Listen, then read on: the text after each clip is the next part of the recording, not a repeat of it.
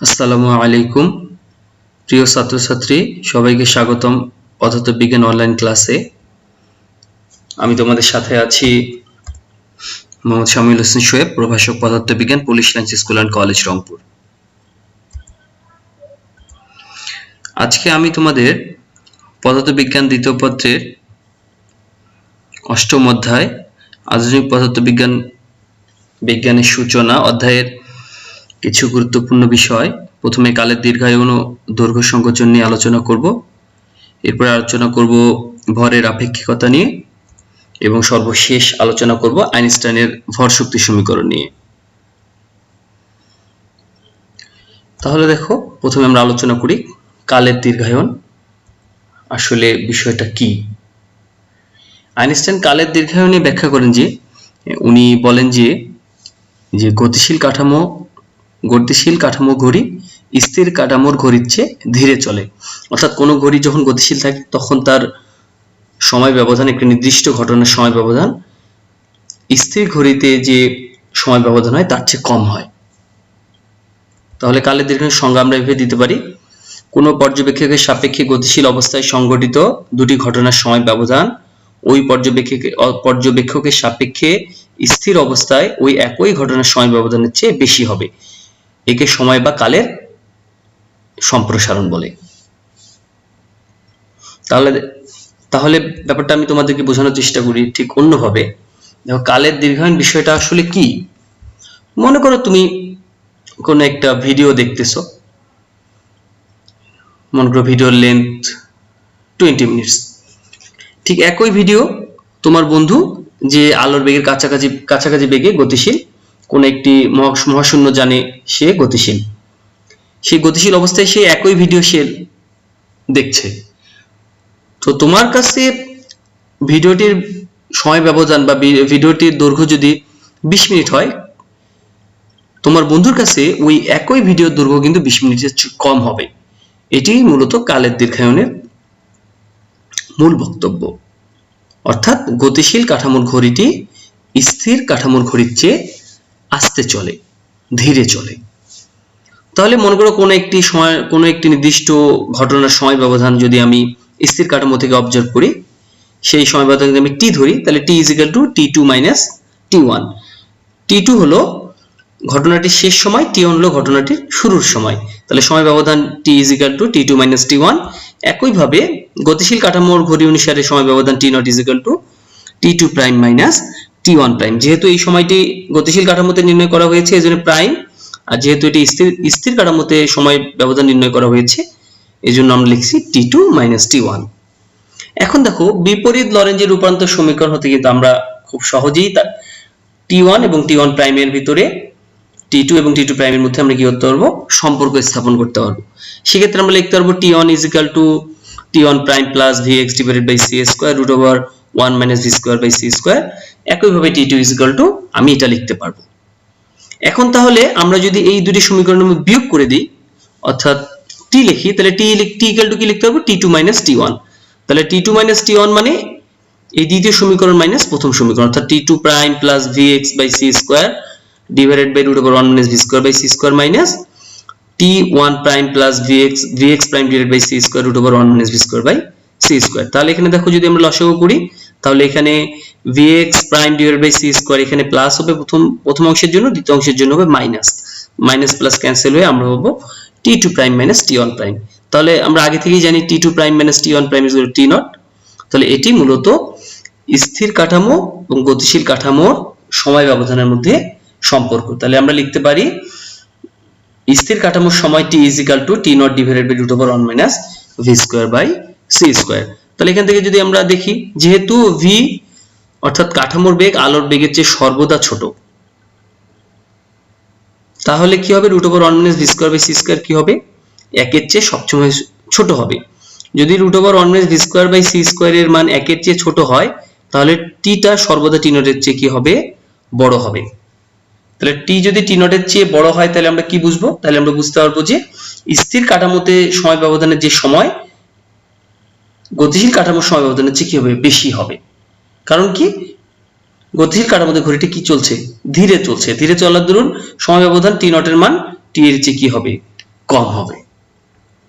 আবার দেখো এই ইকুয়েশন যদি টি আর টি নটের ইকুয়েশন যদি আমরা আবার যদি আরেকটু লক্ষ্য করি তাহলে দেখতে পারবে যদি আমরা ধরে নিই কাঠামোটি বা যে পর্যবেক্ষক সময় নির্ণয় করছেন সে আলোর বেগে গতিশীল, এমন যদি ঘটনা ঘটে v ইকুয়াল টু c হয় তাহলে সেই ক্ষেত্রে দেখো আমরা দেখতে পাবো যে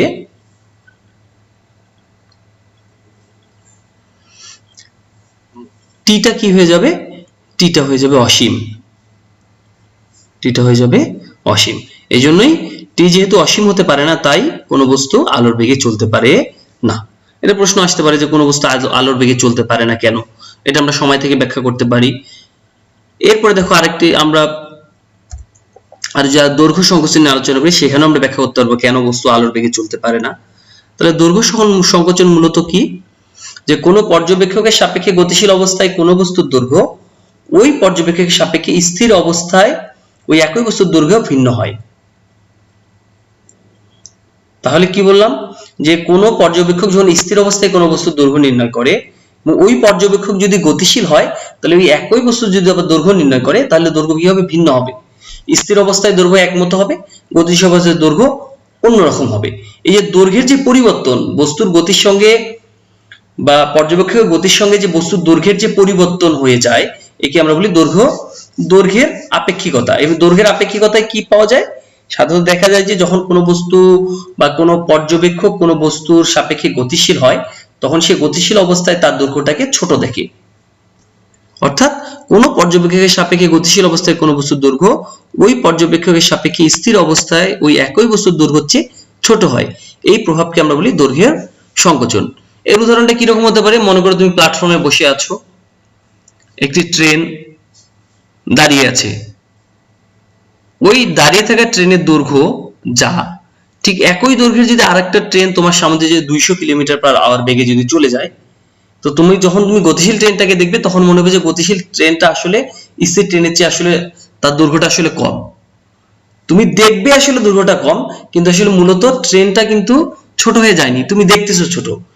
এই যে গতির কারণে, ট্রেনটির গতির কারণে তুমি যে ট্রেনটাকে ছোট দেখতেছো বা ছোট মনে হচ্ছে ছোট, এই ঘটনাটাকে বলতেছে দৈর্ঘ্য সংকোচন।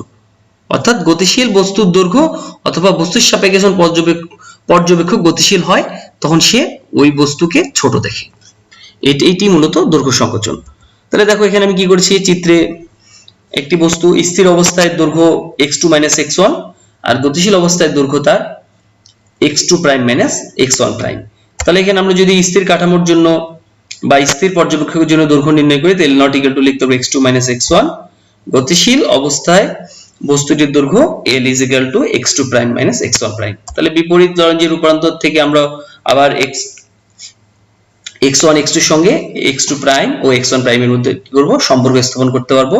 সেখানে আমরা লিখতে পারবো x2 = x2' + vt /(1 - v²/c², এবং x1 = x1' + vt /(1 - v²/c²। তাহলে এখান থেকে যদি আমরা L0 নির্ণয় করি তাহলে L0 = x2 - x1 মান বসাই দিলে ফাইনালি আমরা পেয়ে যাব L0 = L /(1 - v²/c²। তাহলে এক্ষেত্রে আমরা কি দেখতেছি যে স্থির বস্তুর দৈর্ঘ্য গতিশীল দৈর্ঘ্যের চেয়ে কি হবে, বড় হবে। যেহেতু v সবসময় c এর চেয়ে ছোট তাই কি হবে, √(1 - v²/c² এর মানটাও কি হবে, 1 এর চেয়ে সবসময় ছোট হবে। তো যদি √(1 - v²/c² এর মান 1 এর চেয়ে ছোট হয় তাহলে L0 টা কি হবে, L এর চেয়ে সর্বদা বড় হবে। তাই আমরা বলতে পারি যে কোনো বস্তুর স্থির অবস্থায় দৈর্ঘ্য গতিশীল দৈর্ঘ্যের চেয়ে কি হয়, বড় হয়। বা কোনো বস্তু গতিশীল অবস্থায় যদি আমরা যে দৈর্ঘ্য পরিমাপ করব ওই বস্তু যদি স্থির অবস্থায় দৈর্ঘ্য পরিমাপ করি তার চেয়ে কি পাবো, স্থির অবস্থার চেয়ে ছোট পাবো বা ছোট দেখবো। এটি মূলত দৈর্ঘ্যের সংকোচন। এই যে আগে বলেছিলাম যে কেন বস্তু আলোর বেগে চলতে পারে না সেটার ব্যাখ্যা, যদি v = c হয় তাহলে √(1 - v²/c² 0 হয়ে যাবে। সেক্ষেত্রে গতিশীল অবস্থায় বস্তুটির দৈর্ঘ্যটা শূন্য হয়ে যাবে, মানে বস্তুটাকে আমরা দেখতে পারবো না। তাহলে এটা তো আসলে বাস্তবে সম্ভব নয়।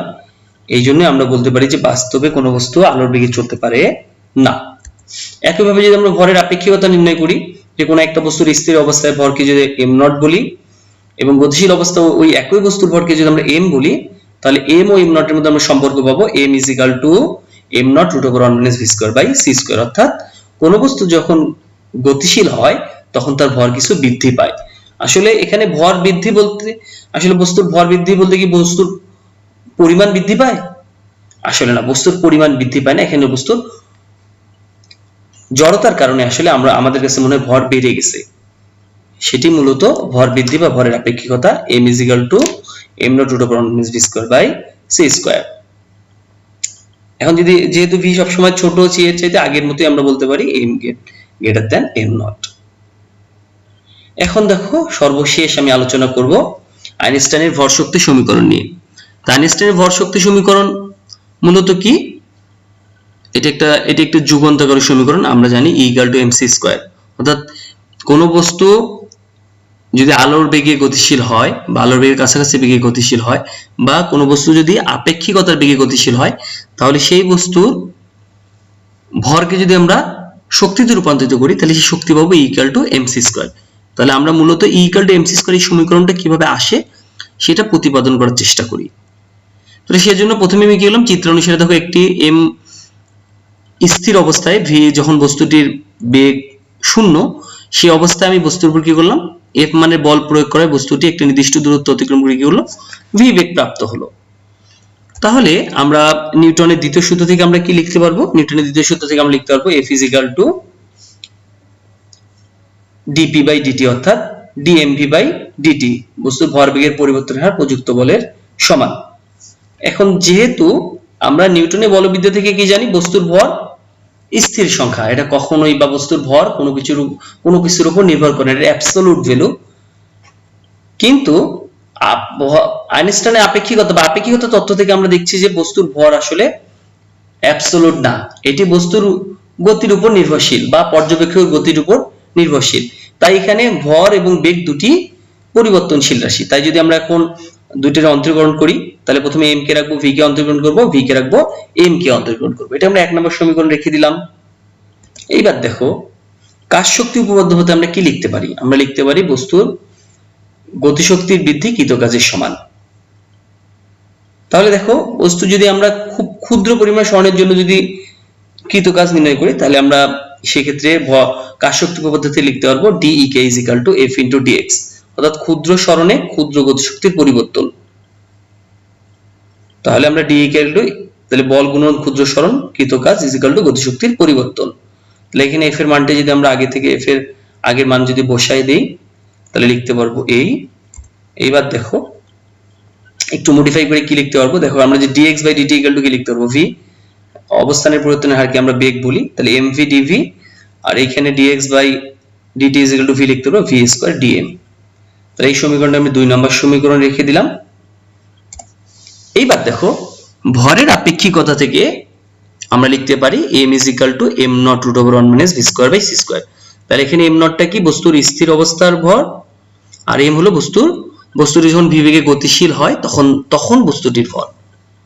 এখন যদি তাদের মধ্যে আমরা এখন একটু সিম্পলিফিকেশন করি, আর গুণন করলাম, এরপরে বর্গ করলাম, দুই দিকে বর্গ করলে m square 1 minus v square by c square m not square, লসাগু করে c স্কয়ার দিয়ে গুণ করে দিলাম। তাহলে আমি ফাইনাল ইকুয়েশনটা পেলাম m square c square minus m square v square is equal to m not square c square.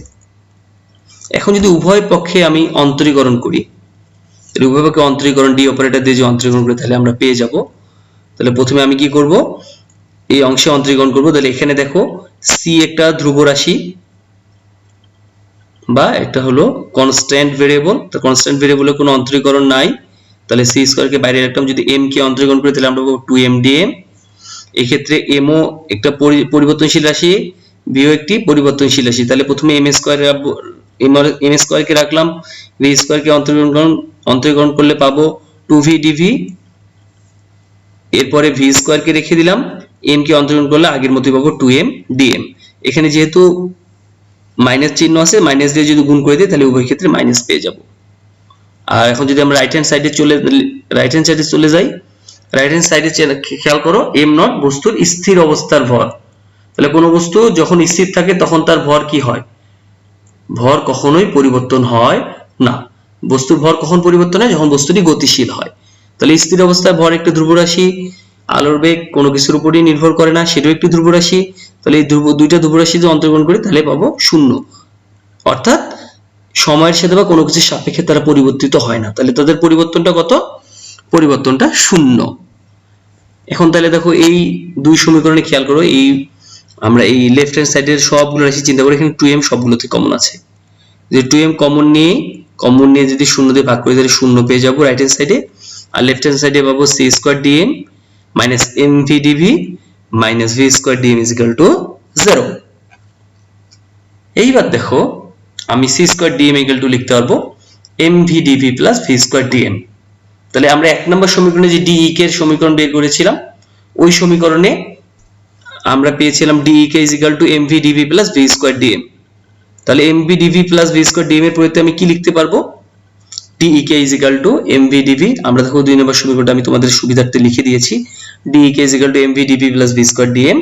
তাহলে 2 নম্বর ও 3 নম্বর সমীকরণ থেকে আমি কি লিখতে পারবো? dek equal to c² dm। তাহলে দেখো আমরা যদি এই 2 নম্বর সমীকরণে যদি আমরা মোট গতিশক্তির পরিবর্তন নির্ণয় করতে চাইতাম, বা মোট গতিশক্তি কত, অর্থাৎ বস্তুটি শূন্য বেগ থেকে v বেগ প্রাপ্ত হওয়ার পর তার গতিশক্তি কত হলো সেটা যদি আমরা নির্ণয় করতে চাইতাম, তাহলে এক্ষেত্রে দেখো আমাদের দুইবার অন্তর্গ্রহণ করতে হতো, দুইটা চলকের জন্য আমাকে সীমা নির্ণয় করতে হতো। কিন্তু এখানে দেখো আমি dek equal to c² dm, c² যদি আলোর বেগ পরিবর্তিত হয় না কোনো কিছু সাপেক্ষে, তাহলে এখানে ভেরিয়েবল কয়টি থাকলে? শুধু একটা। লেফট হ্যান্ড সাইডেও একটা, রাইট হ্যান্ড সাইডেও একটা ভেরিয়েবলের জন্য আমাকে, যদি আমি একটা ভেরিয়েবলের জন্য যোগজীকরণ করি তাহলে আমরা মোট গতিশক্তি পেয়ে যাব। তাহলে এখন দেখো এই পূর্ববর্তী সমীকরণে যদি আমরা সীমা নিই, অর্থাৎ v যখন 0 তখন বস্তুর ভর m equal to m naught, গতিশক্তি 0। বস্তু কণা যখন গতিশীল হয় অর্থাৎ v equal to v, তখন বস্তুর ভরটা আসলে m equal to m হয়ে যায়। যদি ভুলে আমি m লিখেছি, এখন m equal to m হবে, এবং ek is equal to, তখন আমি যদি গতিশক্তি e কে ধরি, তাহলে এই সীমার ভিতরে এখন সমীকরণ 4 কে এই সীমার মধ্যে যদি আমরা সমাকলন করি তাহলে আমরা কি পাবো? তাহলে আমরা পাবো dek 0 থেকে ek, বস্তুর বেগ যখন 0, গতিশক্তি 0, বস্তু যখন v বেগে গতিশীল, গতিশক্তি ek, এবং রাইট হ্যান্ড সাইডে আমরা বস্তু যখন স্থির তখন তার ভর m naught, বস্তু যখন গতিশীল তখন তার ভর m। যদি আমি বসায় দেই, c² কে বাইরে নিয়ে আসলাম, আমি এখানে dek যদি আমি যোগজীকরণ তাহলে পাবো ek, 0 থেকে ek সীমা দিলাম, c² m, m naught থেকে m, আমি যে ঊর্ধ্ব সীমা নিম্ন সীমা যে বিয়োগ করে দেই তাহলে পাবো ek is equal to c² into m minus m naught। এটি হলো m naught ভরের কোনো বস্তু যদি v বেগে গতিশীল হয় তার গতিশক্তি ek is equal to c² into m minus m naught। এবার বস্তু কণা যদি স্থির ভর শক্তি সমীকরণ নির্ণয় করি তাহলে সেক্ষেত্রে আমরা পাবো ep is equal to m naught c², কারণ যখন বস্তু স্থির তখন তার বস্তুর হলো মোট ভর m naught, বা বস্তুর ভরের যেহেতু পরিবর্তন হয় সেক্ষেত্রে ep equal to আমরা লিখতে পারবো m naught c²। এখন যদি মোট শক্তি বের করি তাহলে 506 নম্বর সমীকরণ থেকে যদি মোট শক্তি বের করি, e is equal to আমি কি লিখতে পারবো? ek plus ep। তাহলে ek এবং ep এর মান যদি বসিয়ে দেই তাহলে আমরা পাবো e is equal to mc²। এটি মূলত ভর শক্তি সমীকরণ, যা বলতে পারো যে পৃথিবীর সবচেয়ে বিখ্যাত সমীকরণ, e equal to mc²। যেই সমীকরণের উপর বেস করে আমরা যত আধুনিক পদার্থবিজ্ঞানের যতগুলো অ্যাপ্লিকেশন আছে যেখানে আমরা ভরকে শক্তিতে রূপান্তরিত করি, মূলত রিঅ্যাক্টর ফিজিক্স এর কথা তোমরা যদি বলো, বা তোমরা যদি অ্যাটমিক এক্সপ্লোরেশনের কথা বলো, তাহলে মূলত এই সূত্রের উপর বেস করেই কিন্তু এই বাস্তবে যে আমরা মানে হিউজ অ্যামাউন্ট আমাদের যে এনার্জির চাহিদা, আমরা যে উন্নত দেশগুলোতে যে এনার্জির চাহিদাগুলো যেভাবে পূরণ করা হচ্ছে, এই সেই সমীকরণ, এই e equal to mc² সমীকরণ বেস করেই কিন্তু এই ইঞ্জিনিয়ারিং গুলো পরিচালিত হচ্ছে। তো আজকে এ পর্যন্তই আমার যে আলোচনার বিষয় ছিল, যে বিষয়গুলো তোমাদের সঙ্গে আলোচনা করতে চেয়েছিলাম তা মূলত আলোচনা করা হয়ে গেল। তো তোমরা যদি এই ভিডিওটি দেখো তাহলে সহজে এখন তোমরা এই সমীকরণগুলো কিভাবে আসলো তা বুঝতে পারবে, এবং এর পরবর্তী যে তোমাদের আমি লেকচার দেবো, ওই লেকচারে আমি এই যে এত প্রথম লেকচার ও দ্বিতীয় লেকচারে তোমাদের আমি যা শিখালাম বা যেই সমীকরণগুলো প্রতিপাদন করলাম এই সমীকরণের উপর ভিত্তি করে কি ধরনের সৃজনশীল প্রশ্ন, কি ধরনের এমসিকিউ তোমরা পরীক্ষায় ফেস করবে সেগুলো নিয়ে আলোচনা করব। তো আজকের মতো আল্লাহ হাফেজ, সবাই ভালো থাকো, সুস্থ থাকো। আসসালামু আলাইকুম ওয়া রাহমাতুল্লাহ।